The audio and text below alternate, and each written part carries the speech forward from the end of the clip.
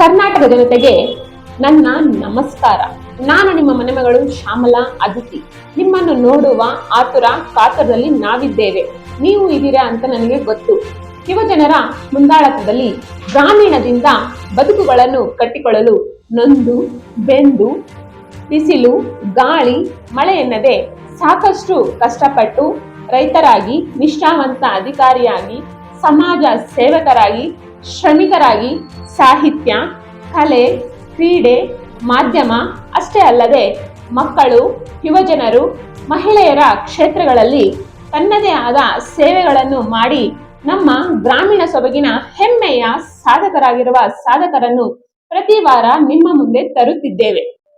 ಈಗಿನ ಯುವಜನರು ನಾವು ಎಷ್ಟು ಕಷ್ಟಪಟ್ಟರೂ ಏನು ಪ್ರಯೋಜನವಿಲ್ಲ ಎಂದು ಮಾನಸಿಕ ರೋಗಿಗಳಾಗಿ, ಜೀವನದಲ್ಲಿ ಜಿಗುಪ್ಸೆಗೊಳಗಾಗಿ ಆತ್ಮಹತ್ಯೆಗಳನ್ನು ಮಾಡಿಕೊಳ್ಳುತ್ತಿದ್ದಾರೆ. ನಮ್ಮ ಹೆಮ್ಮೆಯ ಸಾಧಕರ ಕಷ್ಟಗಳಲ್ಲಿ ನಮ್ಮ ಕಷ್ಟ ಏನೂ ಇಲ್ಲ. ನಿಜ, ಯುವಜನರಿಗೆ, ಮಕ್ಕಳಿಗೆ, ಮಹಿಳೆಯರಿಗೆ ನಮ್ಮ ಗ್ರಾಮೀಣ ಸೊಬಗಿನ ಹೆಮ್ಮೆಯ ಸಾಧಕರ ಮನದಾಳದ ಮಾತುಗಳನ್ನು ನೋಡುವವರಿಗೆ ಸ್ಫೂರ್ತಿ ಸಿಗಲಿ ಎಂಬ ಉದ್ದೇಶದಿಂದ ನಮ್ಮ ಗ್ರಾಮ ಸ್ವರಾಜ್ ನ್ಯೂಸ್ ಮೀಡಿಯಾದಿಂದ ನಮ್ಮ ಗ್ರಾಮೀಣ ಸೊಬಗಿನ ಹೆಮ್ಮೆಯ ಸಾಧಕರೊಂದಿಗೆ ನೇರ ಮಾತುಕತೆ ಕಾರ್ಯಕ್ರಮ ನಿಮ್ಮ ಮುಂದೆ ಬರಲಿದೆ.